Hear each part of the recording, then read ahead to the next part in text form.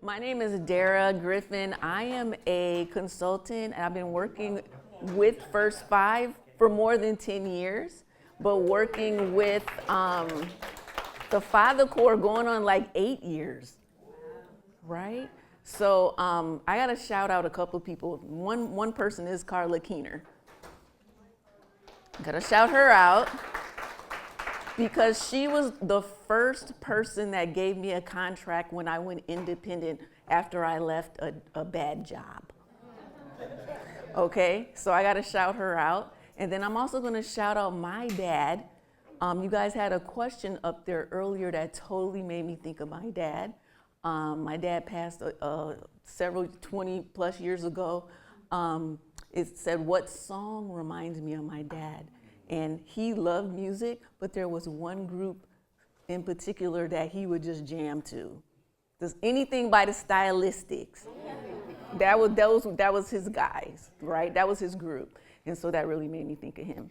So shout out to my dad. Also, I had my youngest son on Father's Day. So every 7 years, his birthday lands on Father's Day. So that's another reason for me to be happy about that day. So I want my panel to introduce themselves before we get into the questions and answers. And I think for this panel too, I want to involve you, the audience. So if you're thinking about some questions as we talk about dads coming together and what they're hearing as fatherhood practitioners, please, we'll have a chance to do that. So let's start with you, Jorge. Tell us who you are quickly, where you work, how you got involved. Well, good afternoon, everyone. My name is Jorge Lopez Merino. I'm a parent partner with The Better Way. I've been doing parent partner work for approximately about good 11 years now. I was formerly with another agency and transitioned over to A Better Way. There was Thomas from A Better Way, rest in peace. He didn't stop telling me how it was a better way over here. So, I went ahead and listened to him, I'm here, Thomas. Yeah, thank you. All right. Hello, ladies and gentlemen. I'm glad you're here today. My name is Mr. Darren White. I'm Eddie and Maxine's son, and I'm the founder and executive director of Realize Potential. I've been doing this work for over 25 years, working with young men, but I am one of the original Father Corps members. You see these handsome gentlemen in these jackets. These are G14 classified. Not everybody can get one of those. But that's who I am, and it's a blessing to be here. I want to thank First Five and Noah and Kevin. Thank you. All right. I'm really excited that Darren introduced himself as Darren. I appreciate that. My name is Noah Lopes. I'm the program manager. I'm the newest member to the Father's Corps team in a lot of ways. I'm the newest member on this panel. These gentlemen have been doing this work for a long time, and I love working alongside them. But then until Tiffany got here, I was the newest member of our Father Corps family as well. My name is Noah Lopes. I'm the program manager. Most of my work has been in youth development and education throughout the city of Oakland and a few other cities. What's really cool is Daniel is one of my after-school students from elementary school.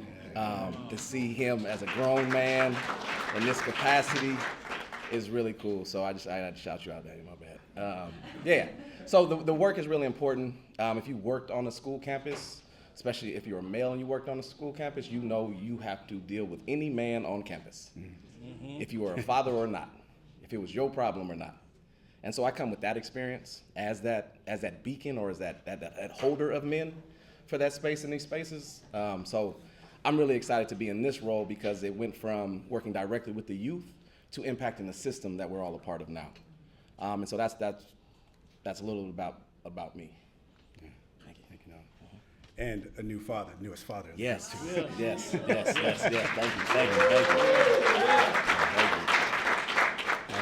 My name is Anthony Propernick, and I work with the Oakland Public Library. I've been with the library for 21 years, all in East Oakland. I have a community engagement background. I'm not a librarian. But I found a place in the libraries to do community work, to engage with community. And my team, we're part of the East Oakland engagement team. We do program that's relevant and responsive to the needs of our community. We fix bikes. I fixed Mr. Jay Cox came in 2 Fridays ago, and with his mom, we fixed a bike for him. We run the Father Circle now a little over 7 years, and we've expanded to our Diamond branch as well. And we do library outreach. We'll see you at the Fatherhood Summit if you show up, but we set up a library lounge. We try to take the library to the people, show up at parks, Head Start events, and create a lounge and get books, again, relevant materials to people to build their home libraries and feel connected and appreciated and valued by the library. Well, that's my role. I just love building relationships. That's all. It's all about that. Let's stay with you, Anthony. Let's go to the next question, or the first question, is what inspired you to begin working directly with fathers, and how has that work evolved over the 7 years that you've been doing the Fatherhood Circle? Well, it started off, I mean, almost everything I've done with the library just kind of started off through relationship, through conversations and building. I think it came from the Father Circle came from conversation, an experience of being a dad, talking with other dads, our security guard, our other staff, patrons who came in. We started sharing experiences and realizing how valuable and appreciated it was to have those kinds of conversations. A lot of people have stories about fathers, but the fathers aren't always telling those stories, right? Especially in the Black and Brown community and Black and Brown fathers. And I think our voices and to be able to tell our stories is really powerful. And I think it does dealing with our challenges and realizing those challenges and celebrating what our accomplishments together. And when you're going through the first time of any parent, when you're going through a first time with that child in that child's life, or that first time as a parenting experience, it's daunting, it's scary. So having somebody else to talk that through with is really helpful. So we wanted to formalize that in our library, and fortunately our administration supported that and hooked me up with Kevin. And since then we've grown 7 years now. Some of our fathers from our group are now facilitating our circle. So we have 3 fathers who've gone through training, and we have 2 more that are going to start this next cycle. One in Spanish as well. So we've been, be careful when you when you do something good, it sticks, right? So it's like there's a commitment and something you have to continue to carry, and so that's how it's evolved over the years, and it's a proud program that we do. Darren or Jorge? Oh, there I'll go. It was how to get. What inspired me was I used to run a youth law and diversion program called McCullum Youth Court some years ago. That's when I found out about First Five. And very few fathers came to the program when their kids were, had been arrested and came through the program. And I saw that and I noticed it. But the fathers that did come, they really had no resources, right? And so I tried to, look for stuff to get the fathers more engaged with their children, and also get the fathers more engaged in just some self-care time for themselves. And once I heard about this, it was just a no-brainer to get involved, because, something happens at school, the first thing they do, they call mom, right? They don't think to call dad. He's on the card.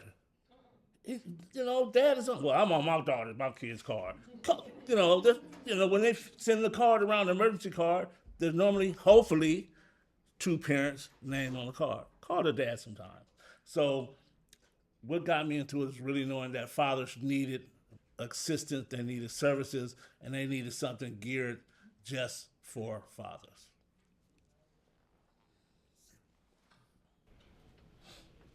What inspired me was the jacket. I'm totally joking, right? I guess, so I navigated the child welfare system with my youngest daughter, and, I felt something I never felt before. I felt like not wanted. I felt like pushed away. I just felt little, right? And I'm a big guy. right? So for someone to make me feel little, it was, you know, interesting, but including like the courts. So it was the child welfare system, family court. You know, I didn't get offered any support, right? And the visiting center where I went to, I was offered support from a female advocate, and I actually knew her. So, and I knew what she was about. So I didn't, it was also a conflict of interest. So I didn't want to work with her. So I refused, and I said, I'll do this by myself. But given how I was treated, I was like, you know, I have to figure something out to get involved. There's got to be more support. And again, I'll bring up Thomas from A Better Way, rest in peace. He was wearing a jacket like this, and I said, what is that? And he invited me, right? This was before I transitioned to A Better Way. And I've been coming since, and been finding my ways from getting the support myself with other father groups. Chris Gibson, he's not here right now, but he invited me to the Cafe Dad, and I've been attending that for years. I'm on and off because I run also a group for the Spanish-speaking dads. Let's say, you said something that, made me think. You said you didn't want support from that person because how she was or whatever. Can you tell me how fatherhood practitioners need to be in order to engage dads? What are the characteristics that they need to have? How do they need to act? How do they need to carry themselves so dads want to show up over and over? Well, in that particular case, it was an advocate, and she knew the mother of my kids. So, and me also knowing her, that's what kind of was like, you know, I don't want to engage, and I know that she's probably gonna run back and tell her things and stuff like that, right? Because again, That's what they do. Hell no, that's it. and again, I am dealing with a system that is more in favor for the mothers than the fathers, right? So then neutrality would be characteristics, right? Can you think of other characteristics of how fatherhood practitioners need to be in order to be welcoming and to really engage dad in supporting dads? How do they need to show up? Just being themselves, right? Being themselves. Don't present as an authority figure or anything like that. No power, and meeting them where they're at, right? Getting on their level I think is key, right? Sometimes the communication, the way you talk to people, right? Using these big fancy words that some of us are just, you know, scared of, including like the courts, right? So just meeting dads where they're at, being yourself, and, you know, not pressuring. You know, I think that sometimes we'll ask for the help when we're ready, right? And that goes for in general across for every person. Thank you. Who else would like to take that one? I'll pass that one to Noah. I think, I mean, the focus of neutrality, that really resonated because that's what we're big on that in terms of co-parenting. Like we cannot be, if we're serving fathers, we can't be against mom. We have to be child-centered and child-focused. And that means we are pro-mom. And so if you're serving mothers, we need to be pro-dad, pro-family. Fathers equal families. And we know every family or every situation is not perfect or not safe and any of that. But the foundation of it has to be pro-family, child-focused. And if we show up that way and we understand our own triggers in the work that we do, then we can better serve the family, even if they're not our client. So I think that's one of the many things that we discuss and that we hold space for, is because of that neutrality and or because of that child focus, then we know that the outcomes for that family will be better because that relationship needs to be, we've used the word repair a lot. Jody Campbell, one of our facilitators, talked about repairing. How do we repair if we're not neutral? How do we repair if we are not child focused? And how do we know how to repair? Like if again, we're not mental health professionals in that way, but we have to hold these spaces. So I think that that's the key part, like showing up as your true self, but then being there for the work and not necessarily with your own agenda or your own challenges or your own triggers. So yeah, I think that is something that we really focus on. I've had the pleasure my first year here of observing both Anthony's group in person. He was the first group I observed, and then Darren virtually. And I think that the cool part about that showed me initially that, and we also host dad discussions. And Kevin and I were hosting that. We're hosting. I host it now, but I facilitate now. But it's like one of the things that I share with families and providers is with our resource guide that we have in the back that you'll be able to get on the way out, is that there's going to be a space. There's going to be a group for your dad. He might not resonate with me, but he may resonate with Anthony's group, or he may resonate with Darren's group. Darren offers groups every day, virtually, in person, almost. Darren meets them anywhere they need to be. And I think that, again, that is the intentional part of it, is that they know that the space may not be ideal. We know that the space might not be ideal for every father. But if you look at that resource guide, I'm pretty sure you can find it. And what we're intentional with is being, we believe in warm handoffs. So I'm not just gonna say, oh, okay, you OUSD, okay, call Craig. This is the number. I'll email Craig. Like, hey, Craig, we got a father, such and such, or do that. Or same with Anthony, same with Darren, same with Jorge.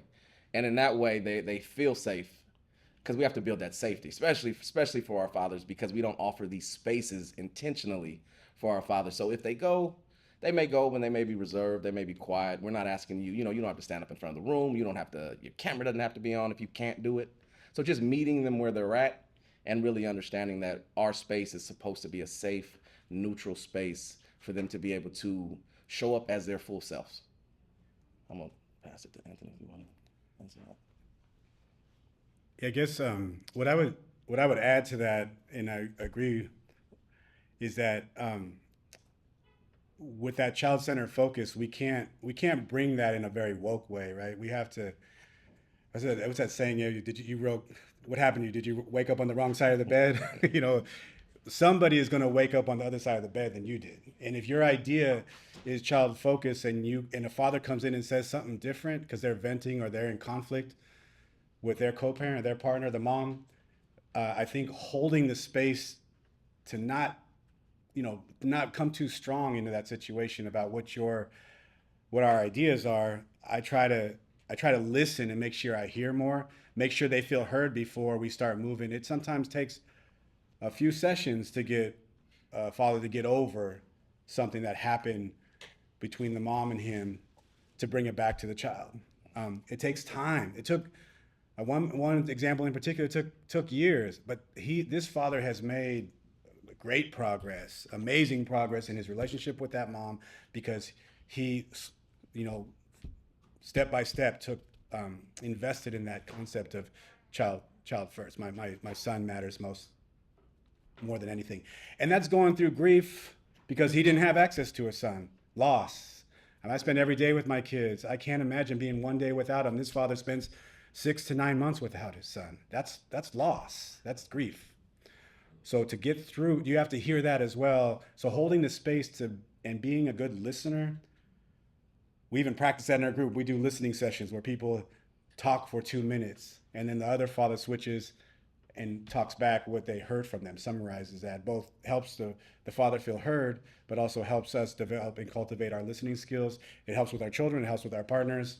But I think holding that space in that way and hearing everything they're putting out there and what they're dealing with, and then, working that with the group to try to get us into our focus on what's the best thing for our children and who we want to be as parents, both mom and both dad, right? Thank you. Did you want to take that one? Okay, I have a different one. Yes, clap. Who's yes? So whoever wants to take this one first, what are some of the most common strengths that you see in the fathers that you're working with? And how do you help them recognize their own strengths?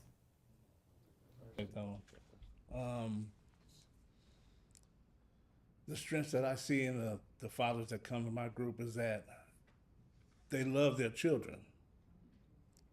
And because if they didn't, they wouldn't be coming to the group, right? And I want to always empower them. I said this to Noah, you know, once you had a baby, it's about that child, you know? You can't get the new Jordans first off it's about the child first. And so the strength is that they love their child, and I empower them to understand that the reason you're here is for your child. And that's powerful, because some of these young men have never. I lost my mother 17 years ago, right? So I tell people that I love them. So some of these young men have never heard a man say, I love you. So I empower them and tell them that they have love in them. You are loved. You know, you are special. Regardless of what you're going through, the mother of your child, they can't say baby mama in my group either. It's the mother of my child, or my children's mother, period, point blank. And so those are the strengths I see in them, and I empower them to make sure that they know that they are important because they are fathers. Well, I'll go ahead and second what Darren said, right? Dads show up. Dads show up. They want to be involved. Sometimes they're pushed away, but I always remind them that how important it is to show up, right? And what that looks like, that they want to be there. And I always tell them, I appreciate you coming. I appreciate your time, your participation. So even like any little story, things like that, I repeat it and so that they're heard, right? Giving them that space to feel heard and appreciated, right? Yeah, sometimes we make assumptions, oh, they're here for the gift card, or they're here for this, or they have to be here. Not my group. Not my group. They don't show up for the gift card. If I tell them that they're gonna stop receiving gift cards, they still show up. I got dads in my group that've been there for years. Yeah, and I also I give them the space to be involved in the sense that I let them take over the group.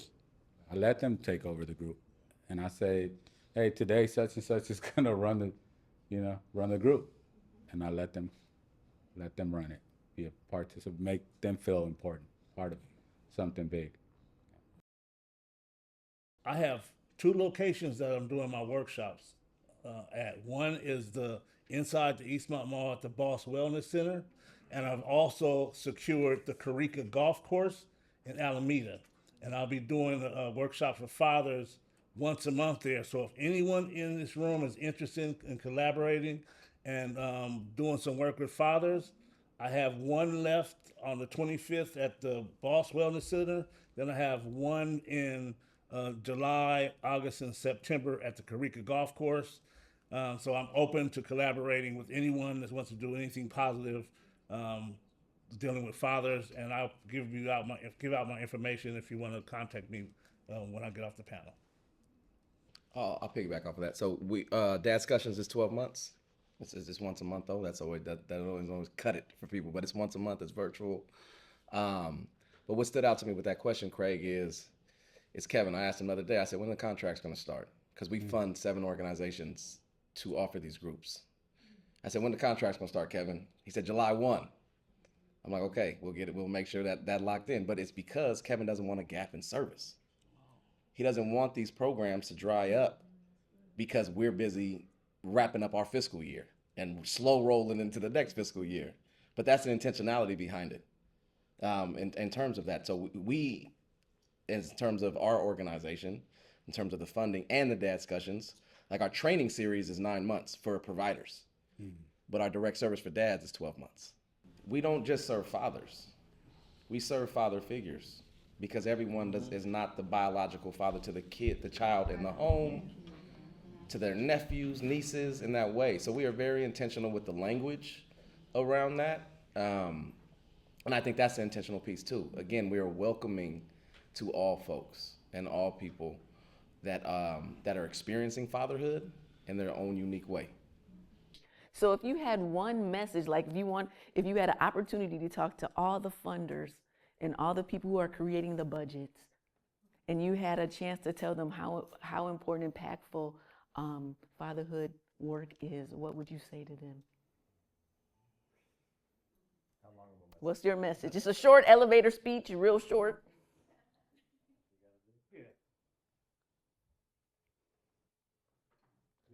We need the funding to continue and even more, because good fathers make good families and create good and better communities. So we need the support. Please and thank you. I'll say it's important because as a new dad, as someone with some education, who worked directly with the community, with families, with children, I was not prepared for the system of prenatal care, exclusion, and just how much I didn't know when I thought I knew stuff. like that I thought I knew that I should have known, from working with children for so long, through education, through the work I do now. It is very much, it's an inclusion. It's inclusion. And I found that out when I got here. If we intentionally did not serve half of any population, we would be excluding that population. If we didn't intentionally serve half of any population, any demographic, that would be excluding that piece of that community, of whatever it is. And for us as family service providers, through education, through healthcare, through whatever it is, if we're not serving the entire population, we are excluding that population, and at some point it becomes intentional. I'll leave it at that. I mean, if you want healthier kids, if you want stronger families, and you want better communities, we have to invest in our fathers, and not just as providers, but as primary caregivers.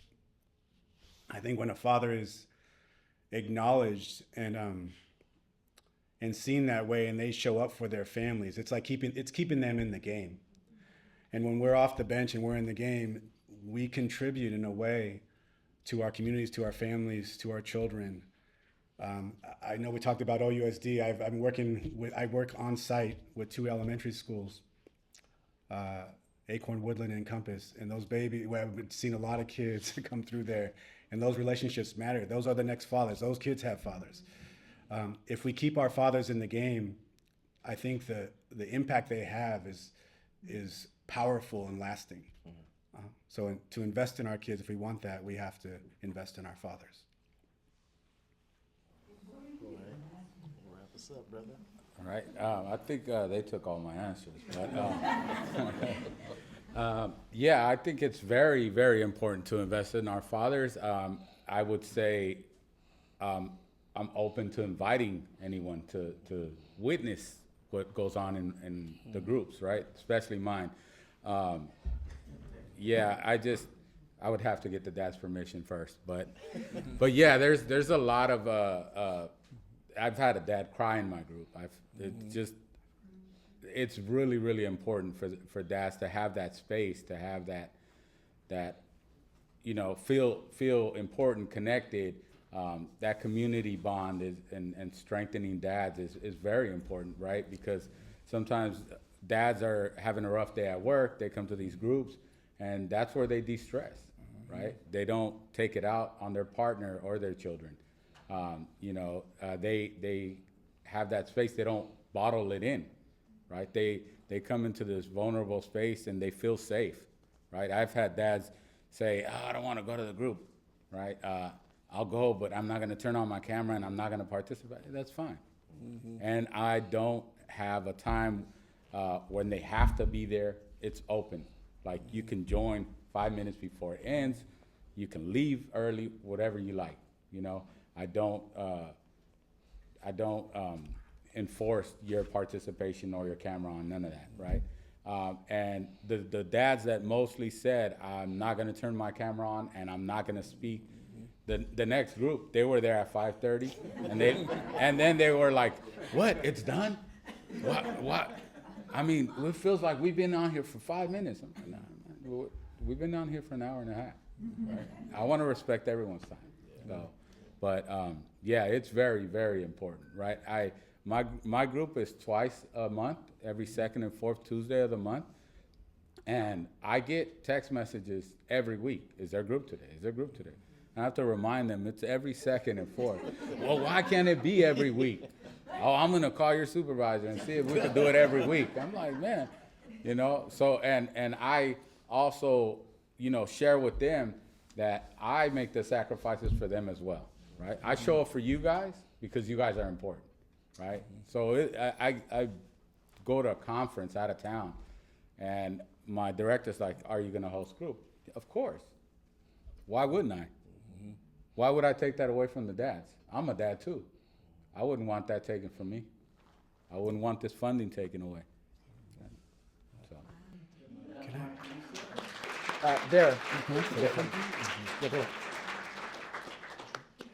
I just want to acknowledge the Father's Corps, Kevin and Noah, and also the network that we've created, because this question got skipped over, and I can't leave this table without talking about how important this network has been with my brother Kareem over here, Cap Thompson, hearing these folks in the room, and being part of it, Sean Bryant, Jody Campbell we talked about, Jason Seals, all these people we've been across and the knowledge we've shared and the support we've got. I can't do the work that I do without these brothers, and without the support they've given us.